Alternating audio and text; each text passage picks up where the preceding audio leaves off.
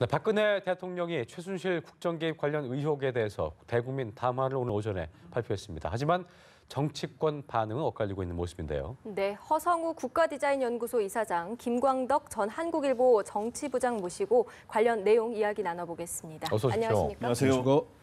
자, 두 분과 자세한 얘기를 나누기 앞서서요. 오늘 박 대통령의 대국민 사과 두 번째 대국민 담화가 있었는데요.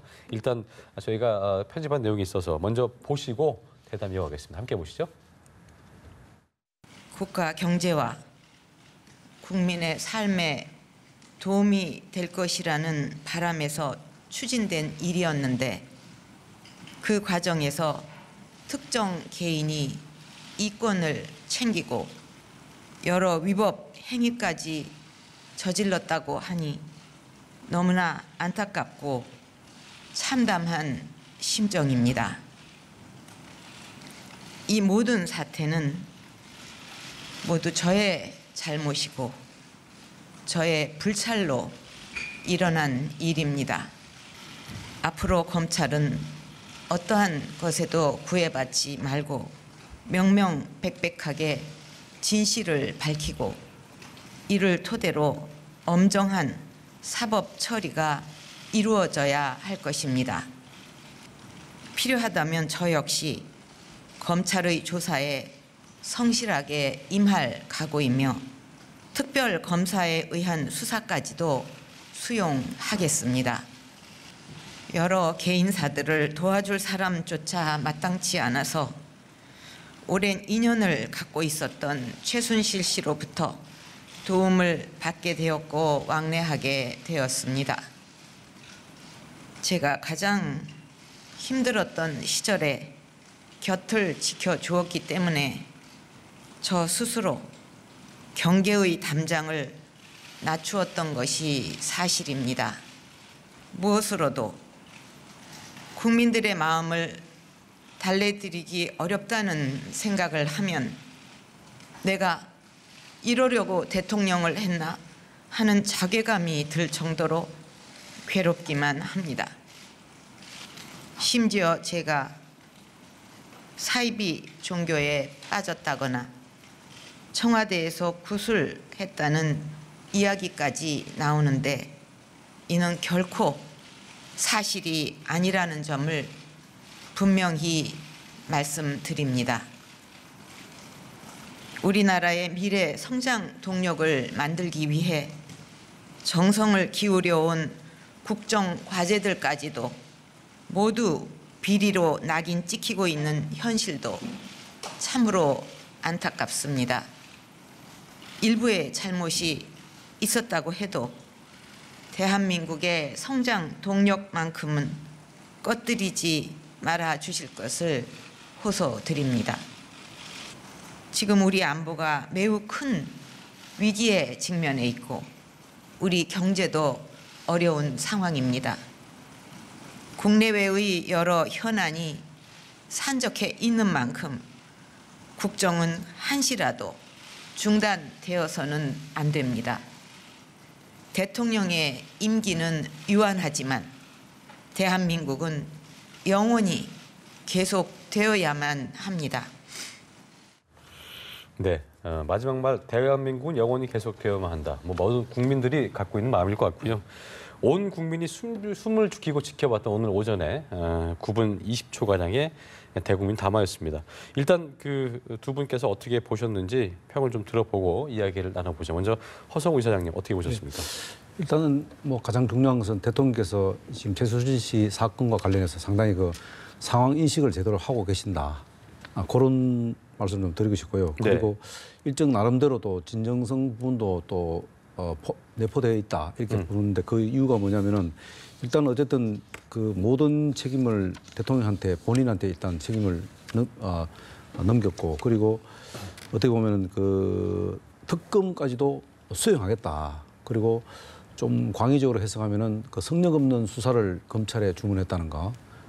또 일벌백계 하라는 그런 주문이 좀 있었기 때문에 나름대로 지금 이 위중한 이 상황을 대통령께서도 상당히 인식하고 계셨고 또 그것을 갖고 나름대로 대국민 담화에다 담았기 때문에 일정 부분 진정성이 보인다. 다만 이제 제가 좀 아쉬운 것은 앞으로 그러면 야당과의 관계를 어떻게 할 것인지 이런 부분들 좀 조금 구체성이 있었으면 좋았고요. 또 하나는 뭐냐면은 이 가족 간의 이 관계 인연이라든가 또 이 최순실 씨의 관계라든가 예. 결국은 또 뭐 청와대에서 구판을 구설했다는 그런 부정하는 부분에 있어서 그러면은 좀 국민들이 굉장히 궁금해하는 그 최태민 씨와의 관계 이런 것들을 좀 더 자세하게? 했다면은 예. 조금 그 이 의혹들이 좀 풀어질 건데 조금 그런 부분들이 좀 정제되지 않았나 그래서 그런 부분이 좀 아쉬운 부분이 있습니다. 진정성은 있었지만 한가위 떠도는 설에 대해서 좀 더 구체성을 띄웠으면 좋았지 않겠느냐. 이게 허성우 이사장의 평이었고요. 자, 김 부장님 어떻게 보셨습니까? 두 측면을 이야기하셨는데 저도 이제 일단 보면서 보기도 하고 이제 또 주변 사람들한테 물어봤어요. 예. 그랬더니 근데 요약하자면 이런 것 같습니다. 진심을 어느 정도 담아가지고 사과하고 잘못했다 그리고 반성하는 모습을 보이긴 했으나 전반적으로 볼 때 현재 그 분노한 민심을 누그러뜨리기에는 좀 미흡했다. 그럼 미흡했다는 거는 뭐 어떤 걸 더 했었어야 될까요? 예, 미흡했다는 게 뭐냐 하면 일단은 그 잘못했다고 하는 건 잘못했지만 네. 앞으로 시국 수습의 해법이나 이런 알맹이들이 별로 보이지 않았다는 네. 겁니다. 그러니까 이제 오늘 아마 초점을 흐린다고 해서 그건 다음번으로 미뤘는지 모르겠으나 앞으로 이렇게 해서 시국을 수습할 수 있다고 하는 걸 보여준 게 별로 없고 또 하나는 잘못을 했다고 한 부분에서도 본인이 좋은 취지로 재단을 만들었다고 얼마 전에 이야기했잖아요. 근데 네. 그거를 다른 사람들 그 불찰로 인해서 다른 사람들이 잘못을 한 것으로 하고 그 이제 모두게 제 잘못이다고 말은 했지만 네. 대통령의 이 잘못 부분에 대해서는 인정하는 부분이 좀 적지 않았느냐 하여튼 이런 생각이 듭니다. 그래서 저는 오늘은 이런 앞으로의 미래의 어떤 해법 이런 알맹이들이 굉장히 부족했기 때문에 3차에 또 대국민 담화를 해야 될 상황이 아닌가 네. 이렇게 생각을 합니다. 그런 걸 박지원 비대위원장도 그렇게 얘기했었죠. 네. 3차의 사과를 위한 그 아쉬운 토론이었다. 대국민 담화문이었다 얘기를 했는데요. 이사장님, 국민들이 저희도 뭐 국민 중에 한 사람입니다만 어떻게 봤을지 궁금한데 마지막에 이제 울먹이면서 사과와 함께 감정 호소했던 그런 부분들을 봤을 때 국민들의 마음이 뭐 조금이라도 좀 누그러졌을까요? 저는 막 그것을 좀 대통령의 어떤 담화를 보면서 네. 상당히 그 박근혜 대통령을 지지했던 소위 말하는 이제 보수 세력이라 하죠. 그렇죠. 이제 그 또 좀 더 뭐 구체적이면 콘크리트 지지층이나 하나 그런 네네. 분들이 처음에는 상당히 그 분노로 해왔죠. 지금까지는 분노해 왔는데 어쨌든 오늘 담화문을 그 대통령께서 담담하게 읽어 내려가는 모습을 보면서 또 한편으로는 뭐 측은심이라 할까요? 뭐 이렇게 해서 좀 국민들이 있던 감성에 좀 호소하는 부분이 있었기 때문에 네. 일정 부분은 또 한편으로는 이해를 하려고 하는 그런 또 측면도 있지 않겠나 네. 뭐 그런 생각도 해봅니다. 예. 알겠습니다. 저도 뭐 이렇게 오늘 이렇게 반응을 이렇게 생각해봐야는 오늘의 이제 진심을 어느 정도 담아서 사과 반성을 했기 때문에 네. 그 모습을 또 하는 도중에 보면은 약간 울먹거리는 목소리로 목이 좀 메인 적도 있지 않습니까? 예. 예, 그리고 내가 이러려고 대통령 했느냐 하는 생각이 자괴감이 들었다 이렇게 이런 부분을 보면서 당초에 박근혜 대통령 확고한 지지층 이런 사람들에게 약간의 마음에 안타깝게 하고 마음에 와닿는 게 좀 있었던 모양이에요. 이야기 들어보니까. 그런데 일반 국민들, 그러니까 대다수 국민들, 중도층이라든가 원래 야권 지지층들한테는 네. 오늘 이게 결국엔 국면 전환을 위한 거 아니냐라고 하는 식으로 또 별 내용이 좀 없다, 약하다, 뭐 이런 두 갈래의 반응이 나오더라고요 보니까. 네. 네, 그래서 오늘 이 담화는 제가 보기에 전국의 중요한 이 기로가 될 것 같은데 지금 뭐 알다시피 대통령 지지율이 좀 안타깝게도 그 역대 대통령 중에 최저. 네. 김영삼 대통령이 옛날 6%인데 그보다 더 낮은 5%를 어저께 나오지 않았습니까? 어저께까지 기록이 그건데 오늘 담화 시점에서 딱 그 5%를 지금 들고 담화를 한 셈인데 예. 오늘의 이 담화가 앞으로 지지율이 뭐 지지율이 중요한 건 아닙니다만은 네. 지지율이 더 바닥을 치고 올라갈 수 있느냐 더 내려가서 진짜 이 리더십을 행사하기 거의 어려운 식물 대통령으로 가느냐 하는 중요한 기로에 놓인 것 같고 또 내일 또 예고된 촛불 집회에도 오늘 이 담화가 영향을 미치면서 어떻든 굉장히 전국의 기로가 되는 그런 담화가 아니었나 이렇게 네. 생각합니다. 예. 이런 가운데 정치권의 반응도 좀 엇갈렸습니다. 예. 지금 야당에서는 뭐 더민주에서 개인 반성문 수준이다 이런 이야기까지 나왔거든요. 야당 평에 대해서는 어떻게 보십니까? 네, 야당에서 오늘 보면은 반응이 여야 내부에서도 조금씩 다른 반응이 나왔는데 더민주는 오늘 뭐 개인 반성문 수준에 불구하고 굉장히 미흡하다. 극단적으로 비판해요. 굉장히 비흡하다 그러면서 몇 가지 조건을 받아들이지 않으면 예를 들어서 김병준 총리 내정자 철회라든가 그렇습니다. 특검 국정조사를 받는다든가 이런 조건들이 받아들여지지 않으면 정권 퇴진 운동을 본격적으로 벌이겠다 하는 예. 오히려 그런 입장으로 나왔고 국민의당은 안철수 대표 개인은 퇴진 서명 운동을 벌이겠다 그랬지만 당 차원에서는 좀 굉장히 신중한 반응이 나왔습니다. 그러니까 오늘 보면은 어느 정도 그 반성하는 모습을 보이고 수사를 내가 자청했다 하는 부분들은 어느 정도 평가를 하면서도 좀 미흡했다고 이야기하면서도 또 평가하는 부분도 있고 네. 또 그 앞으로의 여야 대표와의 대통령 회동을 좀 추진하고 있는데 이거에 대해서도 지금 더민주는 굉장히 유보적이고 소극적 자체로 나오고 있지만 예. 국민의당은 우리도 제안했던 거고 우리가 한번 응해볼 수 있겠다 그런 상황이고 또 여당 내에서는 이건 뭐 아주 굉장히 오늘에는 진심이 어린 사과라고 하면 또 진정성이 담겼다고 하고 있는데 네. 비박계에서는 아무래도 국민들 마음 달리기에는 좀 모자란 거 아니냐라고 하는 이야기들이 좀 나오고 있는 그런 상황인 것 같습니다. 네. 저는 지금 조금 이제 지금 생각이 조금 이제 다르게 보는 게 네, 어떤 생각이십니까? 지금 어차피 오늘 대국민 사과와 어떤 내용이 담겼다 하더라도 야당은 어차피 굉장히 부정적으로 어떤 그 비판적 시간을 내놓을 수밖에 없는 거예요. 왜 그러냐면은 야당은 기본적으로 대통령을 목적이 뭐냐면 하야를 시켜야 한다는 그런 거를 이미 그 목표를 갖고 있기 때문에 웬만한 안을 내놓더라도 부정적으로 갈 수밖에 없다. 다만 오늘 굉장히 그 대통령께서 그 담화 중에 한 가지 굉장히 저는 굉장히 이제 좀 엄중하게 받아들이는 하나가 뭐냐면은 이런 얘기를 했어요. 국회 요구를 무겁게 받아들이겠다 이런 얘기를 했습니다. 이거는 뭐냐면은 어쩌면은 공이 야당으로 넘어갔다. 왜냐하면은 김병준 총리 지명자 문제도 야당에서 만약에 끝까지 거부를 하고 새로운 야당 합의에 의해서 새로운 총리를 만약에 안을 내놓으면은 그건 받아들이겠다는 그런 어떤 좀 행간을 읽을 수 있다. 그렇기 때문에 오히려 야당이 이 부분에 대해서는 굉장히 좀 당혹스럽게 생각할 수 있습니다. 네. 다만 이제 여당의 이제 문제입니다. 여당의 문제. 여당의 문제라는 건 뭐냐면은 그동안 박근혜 대통령이 사실은 여당 안에서 박근혜 대통령한테 사실 한 번도 도움 안 받은 사람이 저는 한 사람도 없다고 봅니다. 왜? 그동안 각종 여러 선거가 있을 때마다 박근혜 대통령 구원투수가 돼서 새누리당을 다 살려왔습니다. 이번에 4.13 총선 빼고는. 그런데 거기에 시혜를 다 봤던 사람들이 박근혜 대통령이 이렇게 참담하게 무너지는 상태를 그냥 지켜만 보고 있는 거예요. 네. 그리고 여기에 대해서 누구도 총대를 메서 여기에 대해 같이 책임을 공감하겠다는 사람이 없다는 거예요. 그게 국민들의 분노를 더 사지 않겠나. 야당보다 오히려 여당한테 대한 국민들의 더 따가운 시선이 강하게 비치지 않겠나. 저는 네. 그런 어쨌든 말씀을 드리고 싶은 거예요. 오늘 박 대통령은 여야 대표와 영수회담도 할 수 있겠다라는 가능성을 열어놨는데 조금 전 들어온 소식에 따르면 한광욱 신임 대통령 비서실장이 박지원 국민의당 비대위원장을 예방하기 위해서 갔다고 하는데요. 두 사람의 만남이 이루어질 것으로 보이는데 한번 들어보겠습니다. 대통령께서 대국민 사과를 하셨는데 이러한 문제에 대해서도 조금 온도 차이가 있으니까 더 큰 발전을 위해서 서로 협력을 해야겠다는 생각했습니다. 감사합니다. 우리 허원재 정무수석도 언론계에 계실 때도 또 국회의원 하면서도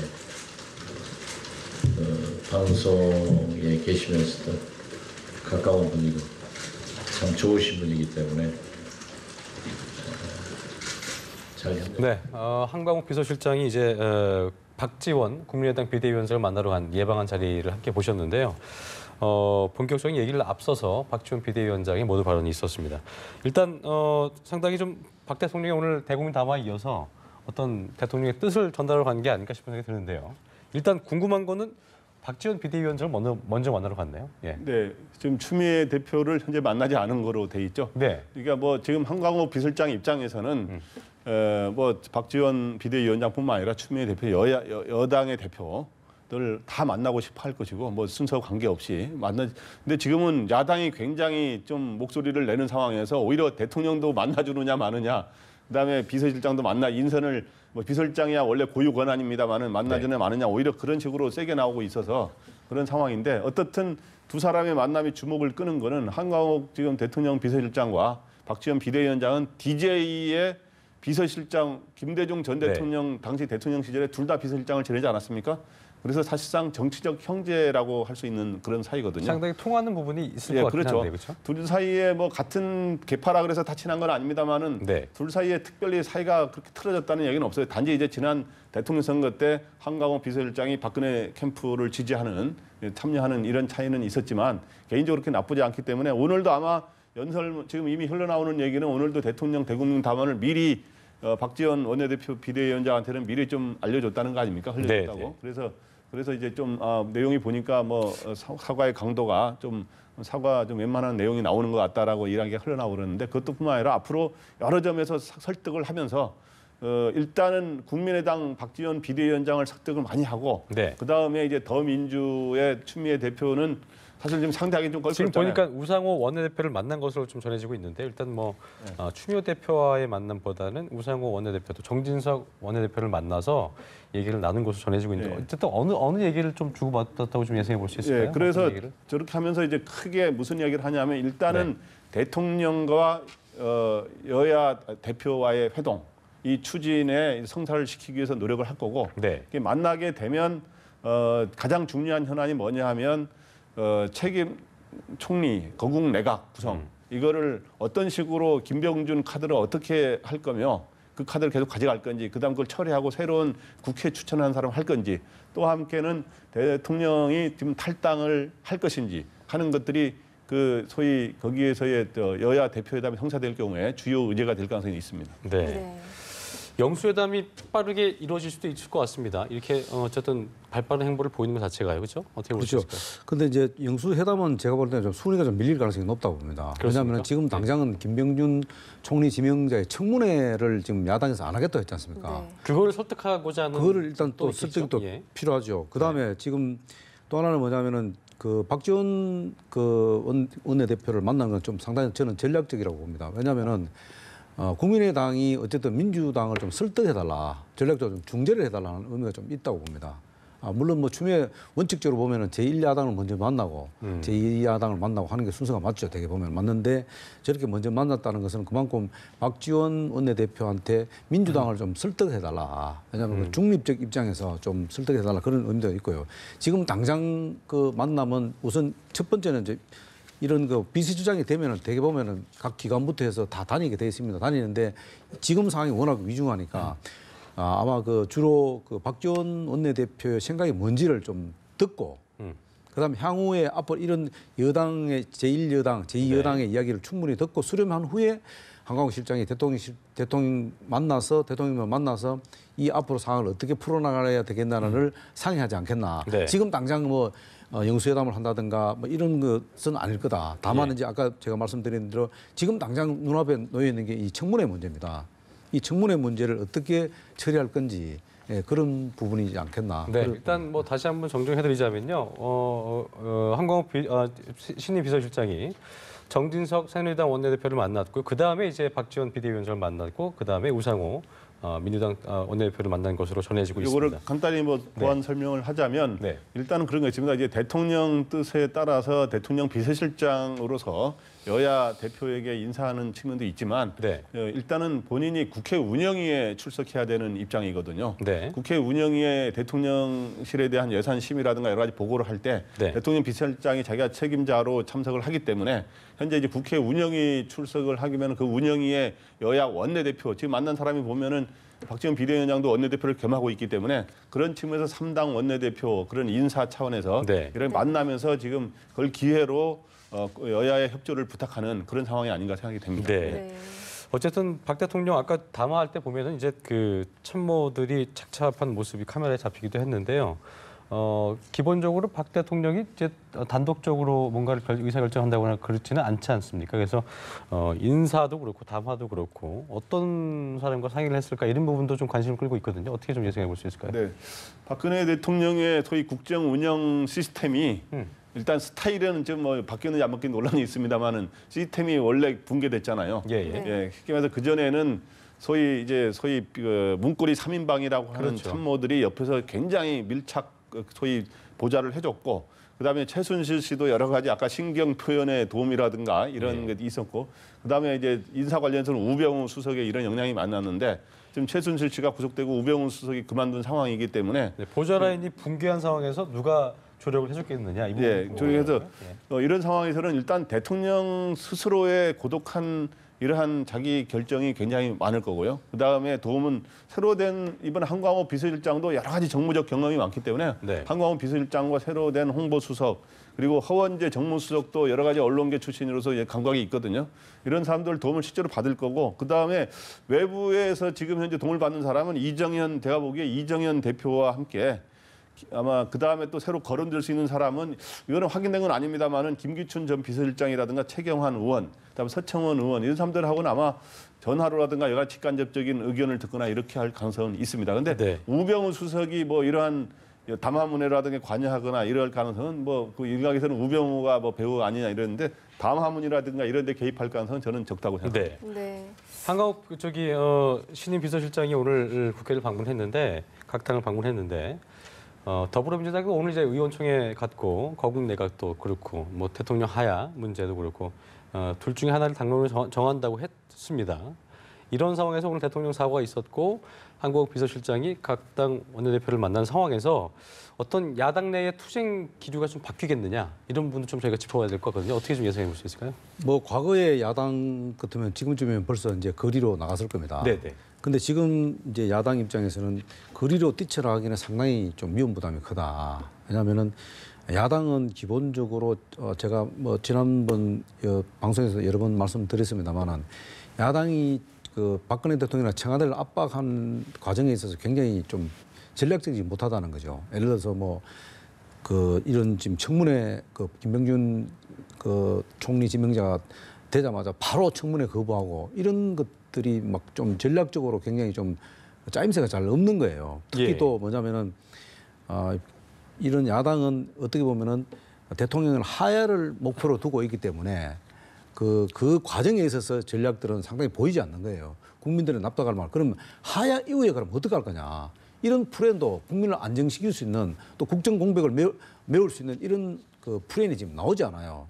그렇기 때문에 야당도 자칫하면은 이것이 전면에 나서 갖고 거리 투쟁한다든가 이렇게 했을 경우에 받는 역풍에 대해서는 굉장히 고심을 하고 있는 것 같아요. 예. 그래서 야당이 함부로 지금 나설 수 없다. 그렇기 때문에 국민 여론 추이를 계속 지켜보는 과정에 가면서 대통령이 지금 제시한 뭐 영수회담이라든가 또 청문회 문제라든가 이런 것들을 어떻게 할 건지를 아마 당론으로 정해서 차근차근히 밟아가지 않겠나. 다만 이제 가장 중요한 것이 이제 거국 내각을 만들었을 경우에 거국 내각 안에 뭐를 담을 건가 하는 것도 이제 고민을 해야 될 겁니다. 그냥 막연하게 거국 내각을 하라만 했지 거국 내각이 해야 할 일에 대해서는 아직까지 얘기를 안 했거든요. 거기서 가장 중요한 것이 개헌 문제라든가 이런 여러 가지 문제들이 있거든요. 이런 부분들은 아직까지는 더 구체적으로 지금 야당에서 안 나오기 때문에 이런 부분들도 아마 내부적으로 아직까지 정리가 안 됐지 않나 이렇게 보는 거죠. 그렇다면 그게 정리가 되면은 그때 야당도 뭔가를 내놓을 가능성이 있지 않겠나 봅니다. 알겠습니다. 예. 오늘 대통령 담화에서 그런 후속 대책에 대해서 구체적인 이야기는 좀 많이 나오지는 않은 상황입니다. 그렇습니다.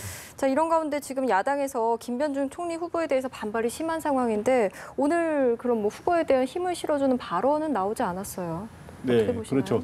오늘 그 예상됐던 것 중에 전혀 안 나온 게 김병준 총리를 내정자를 냈으니까 앞으로 야권이 협조해달라고 하든지 그렇다면 이거를 뭐 처리할 가능성이 있다든지 뭐 가부간의 이야기를 해야 되는데 전혀 언급하지 않은 게 네. 오늘 사실 특징이었습니다. 사실은 오늘의 특징은 잘못했다 사과를 한 거하고 내 수사에 응하겠다. 크게 두 가지를 밝히지 않았습니까? 근데 하나 더 밝힐 게 오늘 거국 내각에 대한 입장, 책임 총리에 대한 입장을 밝힐 거로 예상되는 게 안 밝혔는데 제가 보기에 안 밝힌 거는 뭐 전략적으로 판단을 했을 겁니다. 왜냐하면 그거를 밝히는 순간 그게 바로 여야 정쟁의 소재가 되는 거 아닙니까? 여야 정쟁의 소재가 화두가 되는 순간 사과와 그다음에 수사받겠다는 게 묻혀버릴 수가 있기 때문에 그건 아마 다음 기회에 영수회담이라든가 다음 기회에 밝힐 거라 생각해서 아마 그런 모양인데 근데 이제 오늘 그거에 대해서 하면서도 이런 말은 했어요.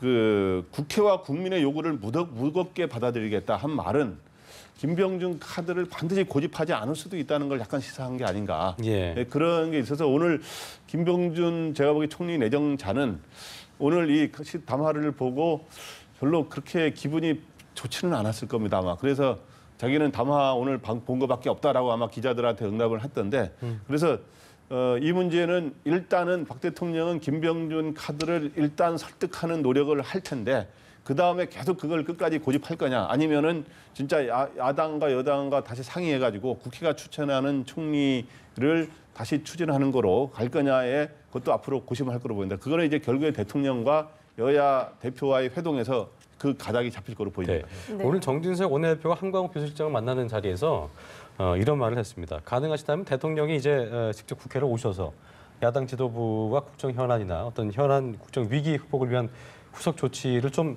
터놓고 흉금 터놓고 얘기하자 이렇게 얘기를 했다고 하는데 이 부분도 성사될 가능성은 어떻게 좀 뭐 예상해 보셨을까요? 저는 충분히 가능하다고 봅니다. 왜냐하면 대통령께서 지금 이 상황이 굉장히 얼마나 위중하다는 걸 아마 이제 아셨기 때문에 지금 뭐 좀 전에 얘기했지만 지금 지지율이 지금 5%라고 지금 한 상황이기 때문에 예.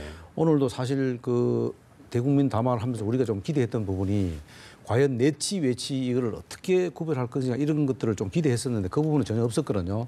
없었기 때문에 물론 뭐 대통령께서도 뭐 국회 요구에 무겁게 받아들인다. 그 요구를 받아들이기 위해서는 어떻게 보면은 국회를 직접 방문하는 것도 하나의 방법이라고 봅니다.